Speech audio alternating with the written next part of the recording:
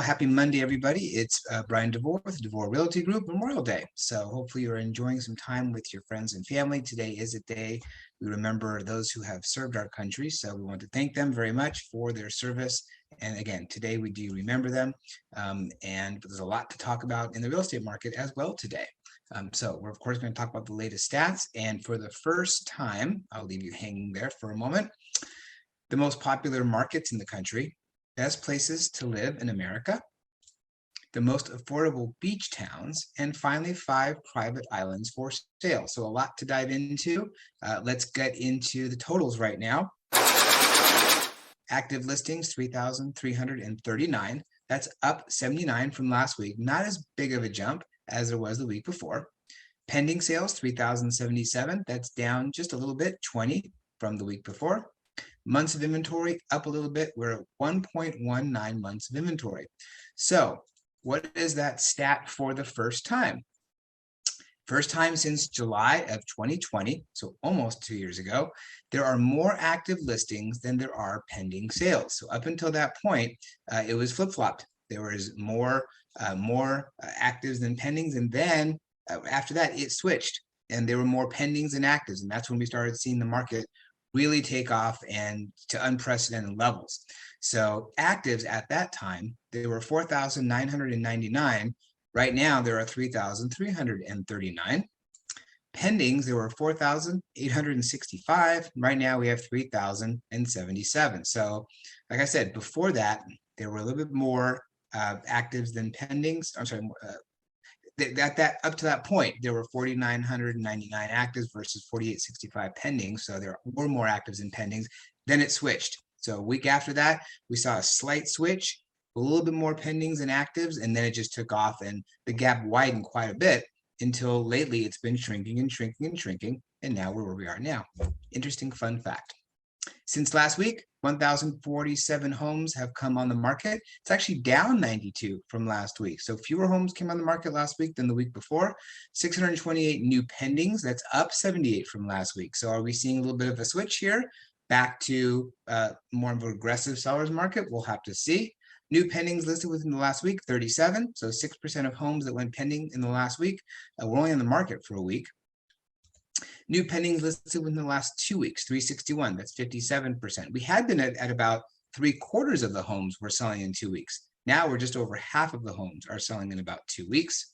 Since last week, we saw 568 new closed sales, up 58, about 10%, which is nice to see. Median list price, 847. That's up a little bit, 57.50 from last week. Median sales price, 865. That's up a little bit as well, 2,500. Notice we are still, our median sales price is still above the median list price. So on the median, more homes are selling for more than what they're listed for. Average days on market has been 12 for weeks now. It's not changing. It's not 11. It's not 13. We are still at about 12 days on market on the average. The least expensive sale last week, $159,000, a manufactured home in Warner Springs. First time we've seen Warner Springs in the report. And the most expensive sale, $20 million in Del Mar. That house was really nice. It was on the water. Here's the chart that shows, excuse me, new actives, new pendings, and new solds. You can see the dip in the new actives and the increase in the new pendings, as well as the closed sales. So let's see, are we switching again? We'll have to see the next few weeks.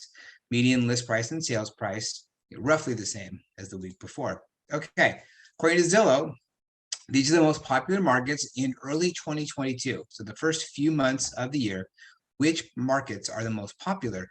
And when they say markets, they're talking about suburbs near big metros. So not the big metro areas like LA or Boston, but we're talking about the ones that are near those. And you can see Tustin and Yorba Linda are in California, but they're the only markets in California on the list. And you can see the article in the Constant Contact email that has all the information on this. Johns Creek, Georgia. So some interesting names you've probably never heard of before are the most popular. Where are the best places in America to live? Every year, U.S. News and World Report comes out with this report. And excuse me, Realtor.com published this information. So we have the article in the Constant Contact email, but I'll get right to what the cities are. San Francisco, going in reverse order from 10 to 1. San Francisco with the median home list price of $1,098,000. Ninth best place to live in America, Sarasota, Florida. Next is Portland. And then we have Fayetteville, Arkansas. Median list price of $425,000. So obviously home price is one important reason why this may be a good place to live. Raleigh and Durham, North Carolina, they kind of put those together as one. And you can see the median home list price is similar for both. San Jose, California, median home list price of $1,439,000. So obviously that's not hurting people from wanting to live there. Boulder, Colorado, that had been number one for the last couple of years, but now it has slipped. It is not number one. Green Bay, Wisconsin, even though the weather is not so great, I guess people want to see the Packers or have their cheese. Colorado Springs, Colorado, coming in next. And finally, Huntsville, Alabama. That is the best place to live in America, according to U.S. News and World Report. So you can click on the constant contact email and get more information about that. The most affordable beach towns in 2022. Here's a map. This is from Realtor.com again. And you can see the majority of them are on the East Coast. One in Florida, only one in California. That's in Seal Beach, California. Still not very affordable. So you'll have to look at the article to see what makes up their criteria of affordable. But speaking of beach towns and speaking of Florida, there are 5 private islands for sale in the United States right now that you can buy. Some seem relatively affordable. Well, relatively speaking, of course. Here is one that I wanted to point out. You can see the island near the coast right there. 21660 Overseas Highway, Florida Keys in Summerlin Key, Florida. The price is a mere $2,999,999. So not quite $3 million, just a bit below it. There's a 5,325 square foot, 6-bedroom house on the Florida coast. It features a pool, private beach, and, well, it's an island, of course, and tropical landscaping. If that's not enough, Little Crab Key, just a short boat ride from the backyard beach, is also available for $500,000. You can buy another little island if you want to that's uninhabited, nothing really there, for a mere $500,000. That's it for this week's Monday Market Moment. Hope you enjoy your Memorial Day with friends, family, work, whatever you're doing. Look forward to seeing you next week in the next Monday Market Moment. We'll have to see if the market's continuing back again in this trend or what's going to happen.